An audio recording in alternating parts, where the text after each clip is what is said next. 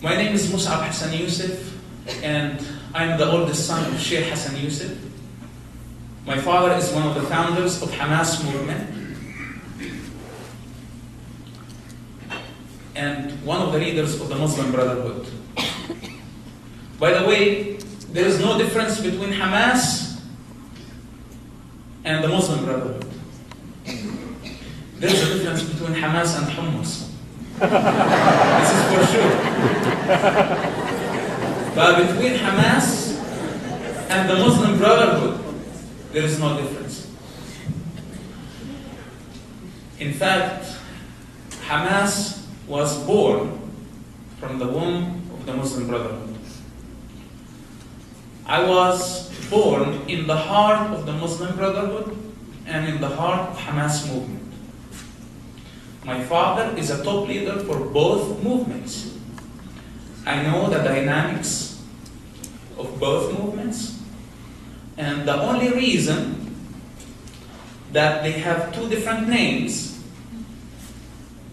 is a reason of deception. The Muslim Brotherhood learned from the lesson of their confrontation with the Egyptian government and the Syrian government, and they did not want to go into a confrontation with the Israeli government. Their goal was, if we create a wing, a military wing, a separate body that will be a military wing for us, that will fight Israel, Israel will get busy fighting that body. That body, Hamas, is the legal baby of the Muslim Brotherhood. It shares the same ideology, it has the same goals, and now we see the support of the Muslim Brotherhood of Egypt to the Hamas movement in Gaza. I don't want to extend on this. You can, if you are really interested in the truth, you will find the truth. And it's obvious, it's clear. Hamas is a terrorist organization, and the Muslim Brotherhood is a terrorist organization. Now, at the age of 17, I witnessed lots of violence. I used to live next to the cemetery, where lots of people were killed and buried just next door. I did not understand why my people have been killed. I blamed Israel, like everyone else.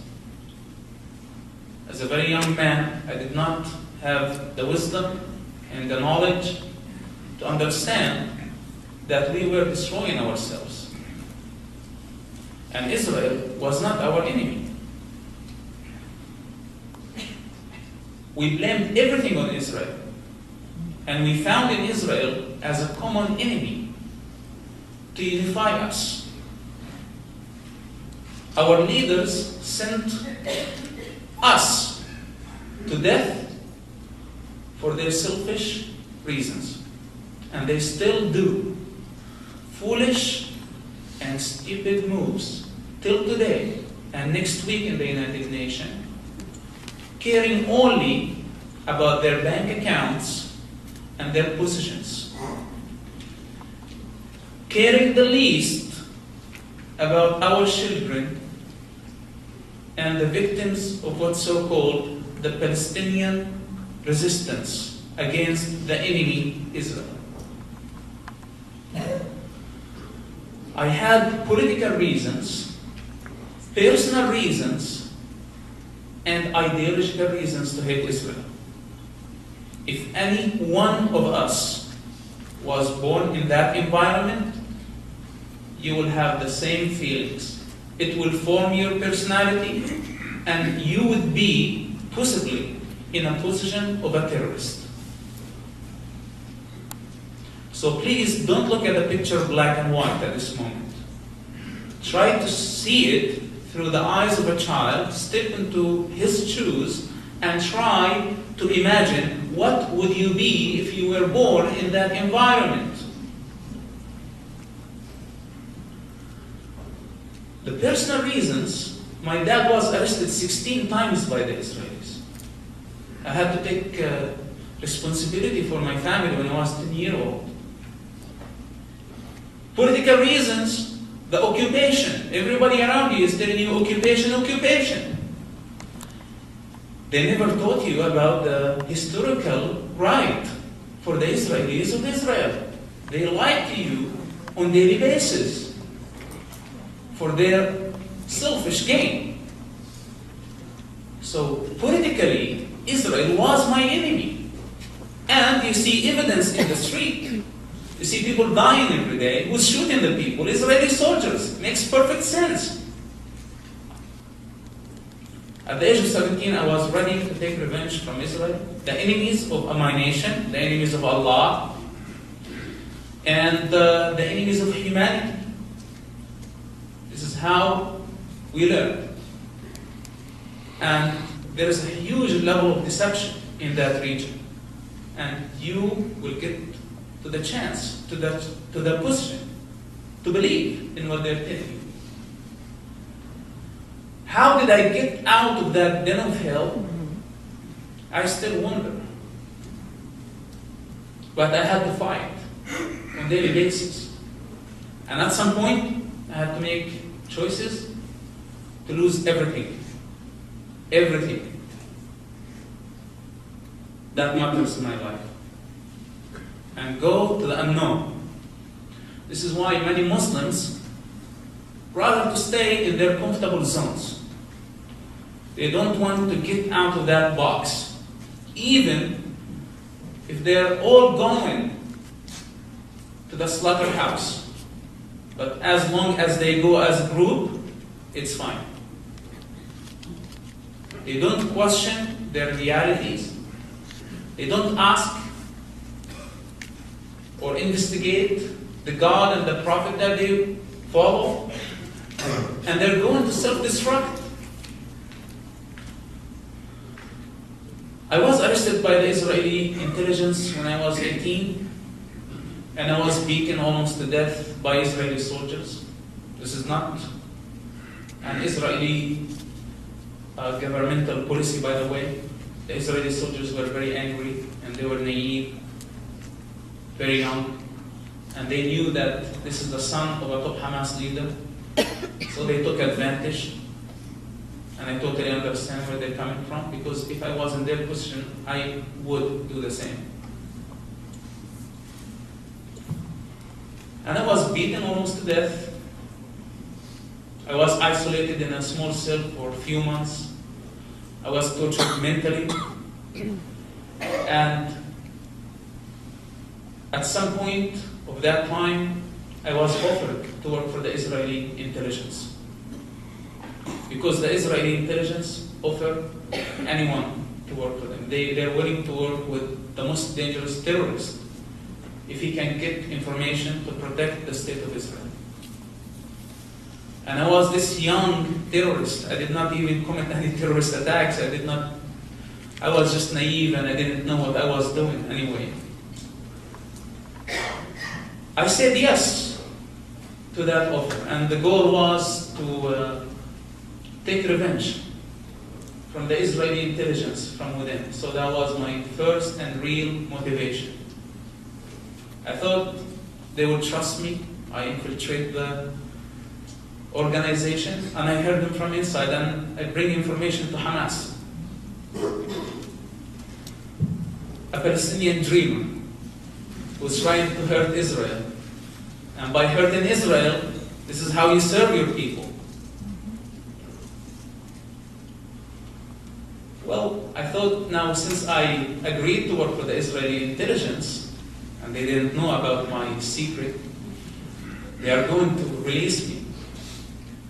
And after I'm out, I will start my plan.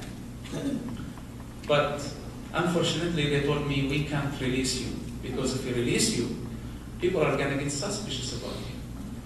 So you'll have to go to prison for a short time as a couple. They sent me to prison where other Hamas members were. And I spent there 16 months. That was a short time.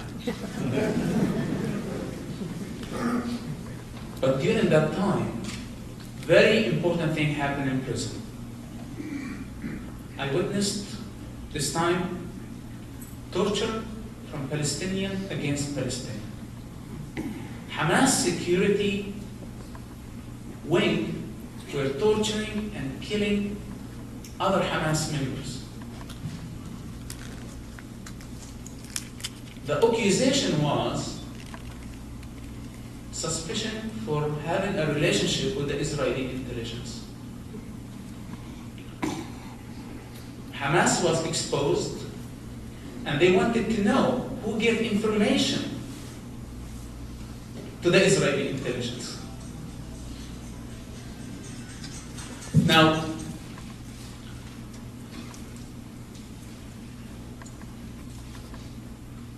Hamas didn't know how Israel got the information. And they started to torture their people randomly. Somebody without a family name, somebody coming from the villages without reputation, and somebody to back them, were tortured on a daily basis. 16 people were killed, and hundreds were tortured, and I was witnessing their torture on a daily basis. I don't want to go through details because they're tough, but the torture was brutal. Now, I start to ask myself this question.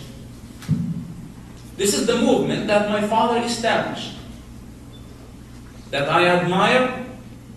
I was not even part of it, but I was very close to it. It meant to me everything. But for the first time, I start to question the reality of that movement that my father established. Honestly, it was everything to us. It was our business. This is how my father gets his reputation, his position, his salary. Without this movement, we are nothing. But to get to the point, to face the reality, and to have to face it with lots of responsibility was not an easy task for a 19-year-old kid who didn't know what he was doing. Looking for revenge. But I asked the question, what is the difference between the Israeli soldiers who beat me, that I hate so much now, I'm seeking revenge, and those guys of the Hamas military wing and Hamas security wing who are killing our people? And by the way, if they know about my relationship with the Israeli Shin Bet, that I promised to work for them, I will be tortured as well. I start to ask the hard questions. And that was not easy. I had to live in that environment, witnessing and hearing many people being tortured. At some point, I shared with the Hamas military wing that I'm a man on a mission. I gave my word for the Israeli intelligence and I have a plan. Can you help me? They looked at me and said, you forget about this story forever. I said, why? He said, this will bring lots of shame on Hamas leadership and it will cause lots of damage if you are exposed by any chance. And you can't trust the Israeli intelligence, they're not easy. You forget about the story and you didn't tell anyone about it. Other Hamas members were tortured to death for suspicion. I came voluntarily and I said, I have a relationship with the Israeli intelligence, and they asked me, please forget about it. Hypocrisy was another problem that I had to face. And hypocrisy, torture, don't have religion.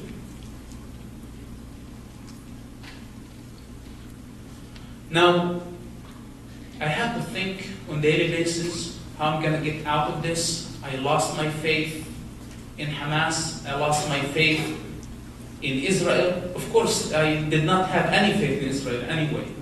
But now what I fight for, why do I go and infiltrate the Israeli Shin Bet and risk my life and do all these crazy things. For what? For a state of Hamas at some point? Here they are in prison, a mini government. A mini government. They had a prime minister, they had ministers, they ruled people, and I saw them working on the ground. What the results were: torture, death, suspicion, fear, shame. So if Hamas at some point, my father's project, if it will succeed, this means that we are going to have the same exact situation, but on a much higher scale. So why to fight Israel anymore? Doesn't make sense. But now, the problem that I give my word to the Israelis, how am I going to get away from this? My agendas were different. And I'm not going to go down this road. It's scary. And I have no agendas anymore. Well, I am released, and I receive a phone call from my Israeli Shin Bet handler telling me, we would like to have a coffee with you. And I was like, yeah, I go for the coffee and tell him, I am sorry, I apologize, I don't want to work for you. And that was the reason that I wanted to go for that meeting. In that meeting, what I discovered, that all the torture that took place in prison was false and was against innocent people who had nothing to do with the Israeli intelligence. Not even one had a relationship with Israel. Now, that was a big shock for me, because if this is true, this means that we were the biggest enemies that we faced. We are the enemies of ourselves. And the days and the years after proved that. Something in me told me, now this is the enemy that you wanted to destroy at some point, but you're learning. And you're learning the truth from your enemies. Why don't you try to learn more? But if I go for another meeting, this means I'm establishing a relationship with this enemy. And the punishment for this is death. And by the way, what if they know that my real motivation was to infiltrate the Israeli intelligence? Are they going to give me a break for this? It was very scary, and I was going absolutely to the unknown. But my curiosity to know why we were suffering and why we have been suffering as Palestinians, much stronger than any fear that I had in my heart. I agreed for the second meeting. In the second meeting, I told the Israeli intelligence, let me be honest with you. We are not very friends, and we are not going to be friends. And I had a motivation to infiltrate your organization. That was my goal, and this is why I agreed to work with you. Today, I don't have this agenda anymore, but I'm here to learn. And if I can't save people's lives while I'm learning, I'll do it. We did not become friends all of a sudden. We had 3 years of awkward, weird relationship. Like two couples start a relationship and it's weird, they don't know what to talk about, they don't have nothing in common. It was something like that. But I was very blessed to learn the truth from people who I considered the worst enemy in my life. It was fascinating, in fact. And at some point, we became truly friends. I was very honest. Everything was on the table. I shared my frustration, my motivations, why I don't like Israel. And somehow I was blessed by an amazing Israeli Shin Bet officer, who is my best friend today and my brother in fact, to help me get out of there. But that was not enough. It's not enough only to tell somebody the truth about who they are. Most people are afraid of the truth. What did I want to hear? That everything that my father has been doing for 40 years, suffering, working very hard for this Islamic project is for nothing and a lie. Who wants to believe that? Most people stick their head in the sand and try not to hear the truth anymore. What really matters after you hear the truth, that you have the courage to stand for the truth. I did not want to stick my head in the sand because many people were suffering. And I started to discover gradually the lie that we lived as entire nation. I started to identify different type of enemies who lived among us, who were much more dangerous than any outside enemy that we were looking for.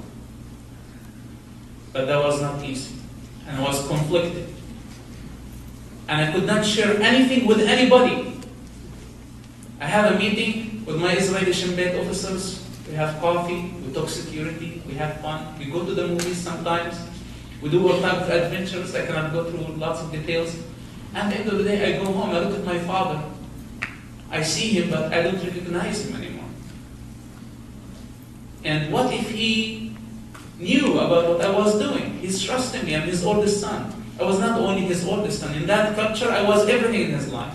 He trusted me with all his secrets, with everything. His locations, his secrets, his frustration, everything. And to feel, to be in that position, somebody is relying totally on you, but you are a traitor based on all his standards. And you could not tell him that. And you had to live with it every day for years to come. Now, one day I was walking down Jerusalem and I was invited to a Bible study. I'm sure that many of us probably will find this very boring, but I thought I would go to the Bible study because I learned lots of things from my infidel Jewish friends. So maybe this time will learn something from my Christian infidel friends. This is why I agreed to go to the Bible study. I was given the Bible and I was reading the Lord's words on the mount when he said, "Love thy enemies." Now imagine this confused kid who didn't know what he's doing and he ended up somehow friends with his worst enemies. Reading the words of Christ saying, "Love your enemy." At that point, everything started to change in my life. And honestly, I know that most of us here are from Jewish background, of Jewish people, but I tell you that the love that I have in my heart toward the Jewish nation is real. Not because I am good, because of the words of Jesus Christ. And since then, everything changed in my life. My new motivation became something else and something different. First it was revenge, then it was curiosity. Now, my motivation is to love my enemy. In fact, to risk my life on a daily basis for the sake of my enemy. Now, you're disappointing the hearts of your parents. They have no idea what you're doing. Now you're really motivated. You have a reason to fight for. And you want to take the challenge to the highest level, to the deepest level, to see if it works. If people can love their enemies or not. If it's logical. I wanted to test that philosophy. But now the situation is not a joke. It's very dangerous. I'm the son of a top Hamas leader in the heart of one of the most dangerous terrorist organizations. I'm telling you, they kill people for nothing. One day, Israel assassinated a big terrorist, one of Yasser Arafat's bodyguards, who was responsible for the death of dozens of Israelis. And there was no way to arrest him, so he was assassinated. The last place he was seen was at a restaurant. Terrorists went to that restaurant and they looked around and they found a 17-year-old kid. They told him, "Were you the last person who saw Muhammad Abu Halawa?" He said, "Yes." "Then okay, come with us." They took him outside. They shoot him 20 bullets in the knees. They drag him for hours and hours till he died, bleeding, being dragged. Let me tell you something. This kid had nothing to do with the assassination of that terrorist. I was in the center of Ramallah. I'm looking at him hanged upside down after he was dead. I'm looking at him and said, "Kid, I am sorry that Israel never been your enemy. The people who killed you are much dangerous enemy against you, against your family, and against our nation. But how can you share something like this with anybody?" And the good, bad news that I was in a position and access to bring many of those guys to justice. They trusted me, not only Hamas. It happened that Yasser Arafat trusted me. It happened that I was in all the Palestinian faction meetings planning for the Intifada and what to do next day. Everybody's trusting me. People come to me asking for explosives, for suicide bombers. Suicide bombers would come to me trusting me and looking for a transportation. I'm in that position.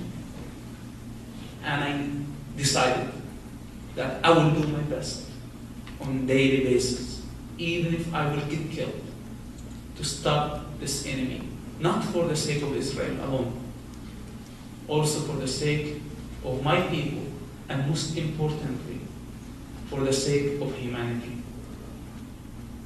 I had to choose. Please. I am no hero. I am no hero, and please don't hold me to these standards. But the problem, I hope that I can show you a way, because all of us go through fights every day. And this is life. And sometimes we need to have the courage to choose between our identities or humanity, between our religion or humanity. In that case, I had to lose my identity for the sake of humanity. And none of us want to live without identity. It's a very hard life. And everybody wants a comfortable zone. Where can he go or she go and feel safe, feel happy, feel protected, have a family. But to go and risk your life for the sake of what everybody around you consider enemies was not an easy thing. Especially did that considered enemy respected what you're doing. In the intelligence agency, the Shin Bet, they highly respected what I did, and they appreciated it, and they still appreciate it, I am sure. But I go out the city of Ramallah, and on an Israeli checkpoint, I'm stopped by Israeli soldier who didn't know who I was. And I get humiliated, sometimes beaten, and spit on. And I had no choice to tell him that, hey, we are on the same team. You know, I was there to make sure when the troops get inside, everybody will be safe. That's part of my job. Your safety.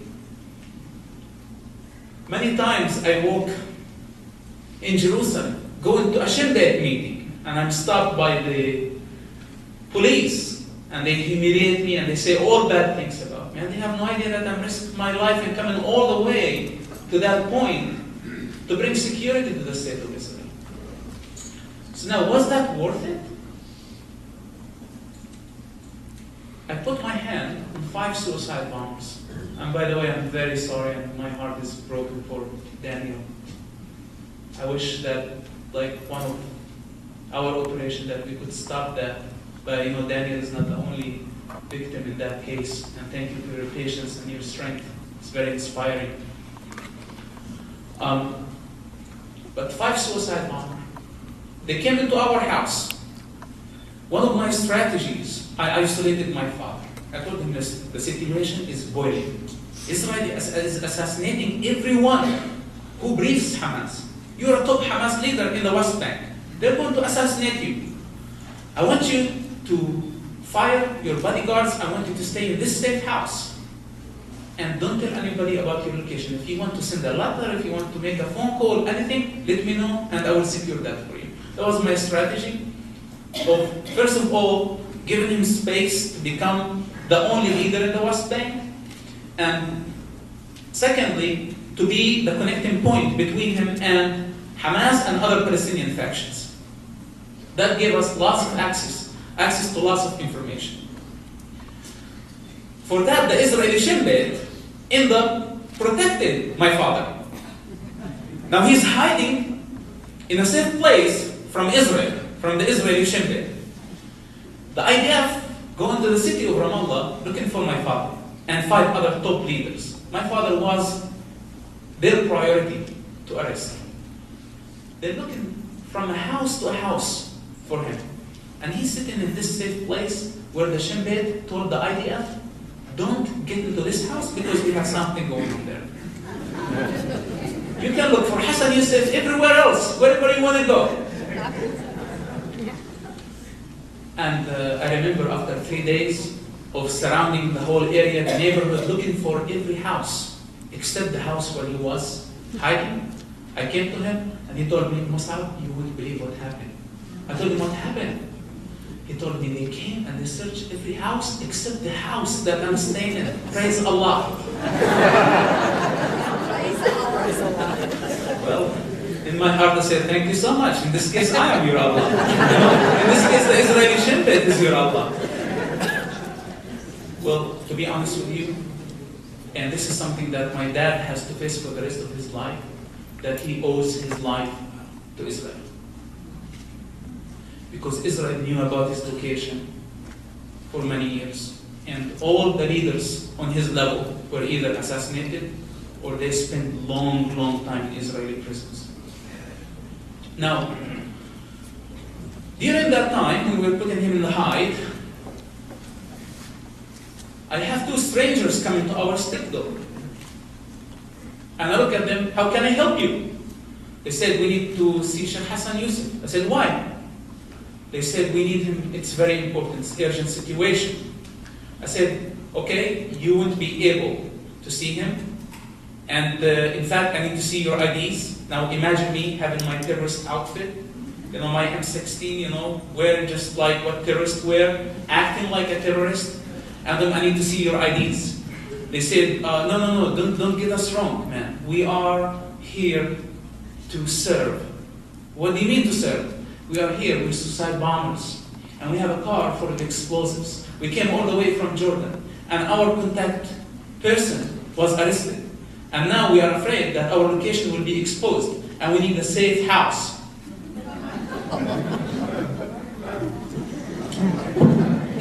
Five suicide bombers. I look into the car. The car is full of explosives. Full of explosive builds. Like the 40 pounds. You can say that there were at least 500 pounds of explosives of that thing. Now, but I have to act very fast. What I'm gonna do? It's not easy when intelligence work. You don't just like have a phone and it's like, hello, hey, my name. I have 5 suicide bombers. What to do? Help me make a decision. They're there, and if they're gone tomorrow, you hear about the death of hundreds. So I told them, here is money. I remember that I was just got my paycheck from the Israeli Shin Bet. And I take the money from the Israeli Shin Bet, I give it to terrorists. And I tell them, I have this place, it's a safe place. You go there and you rent it right now. You just pay the guy a couple $100 more and he will let you stay there. Don't go anywhere. I will be there in a couple of hours. And this car, you leave it here. I will take care of it. They said, what do you mean? I said, I have a safe place for the car. Just go and stay and wait for me. Now they leave the car, but the problem, what if the Palestinian Authority come and see a car full of explosive in front of our door? I had no choice but to have the car in our garage. I hope that my mother doesn't hear me saying this right now. That car could take the entire neighborhood out. I put the car there, I call my handler, and I say, we are in trouble, we have 5 suicide bombers. Anyway, it's a long story, it's a long operation, probably one of our longest operations. Finally, we arrested the 5 suicide bombers. Today, 4 of them in Israeli prison, spending life terms.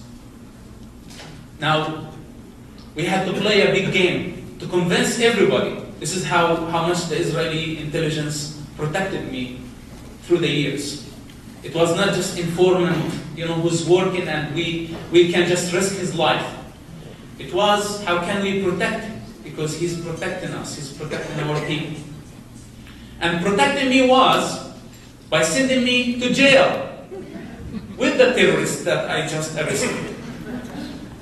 That was the gift. When you are working in this type of environment, you have to have an ideological motivation based on God's love to all His children. Otherwise, you won't be able to survive this type of conflict. The problem, if the prize that you get for saving people's lives to go to jail, most people would imagine we had a big party, we opened champagne bottles, and I got a check with lots of zeros on it. That this did not happen. We did not have a party. I had maybe thank you, and now you have to go to jail, because if you don't go to jail, you will get killed immediately. And that was the price. Try to step into the shoes of that person, doing everything against the will of his family, against his identity, against his nation, against everything that he learned, and he's getting nothing in return except more trouble. How can you sit down in the same section with 4 or 5 suicide bombers that you just arrested, thinking that they're friends? And if they discover that you are the person who put them in prison, they're gonna kill you with no mercy. And doing this for what? For what? For Israel only? There had to be a much higher motivation that always the Shin Bet admired about me, and they knew about my belief in Christ and my belief in the unconditional love to all human beings. And they knew about my real motivations, why I came from the beginning. And I'm sure that today they believe in what I'm doing here, to defend and stand for the state of Israel. It has been a very difficult journey. When I decided to write Son of Hamas, the goal was not to become a hero. The goal was to cross all the red lines that my people are afraid to do. The enemy of shame, the enemy of guilt, the enemy of fear. These are the real enemies of the Middle East. And my people need to have the courage to fight back against these fundamental issues that they face. A mother who sends her son to die, to become a suicide bomber. That story that you said, this is nothing compared to the story of Asad, Farahat from Gaza, who sent her children, 5 of her children, to die as suicide bombers. And today, she's a member of the Palestinian parliament. She was elected in 2006 as a parliament member. The society, the entire society praised suicide bombers. This does not mean that the picture is black and white. We need to understand why. It was a puzzle. How in the world somebody sent her children to become suicide bombers? I've met mothers of suicide bombers. They were trying to smile and celebrate, and they faked it, and they were good at faking it. I am sure that they were heartbroken. But this woman was different. She sent her children to die. She knew that they're going to die, and they had that on a camera. I wanted to study the psychology behind this. Back 15 years, one of top Hamas military guys were killed at their house. And people start to talk in the society.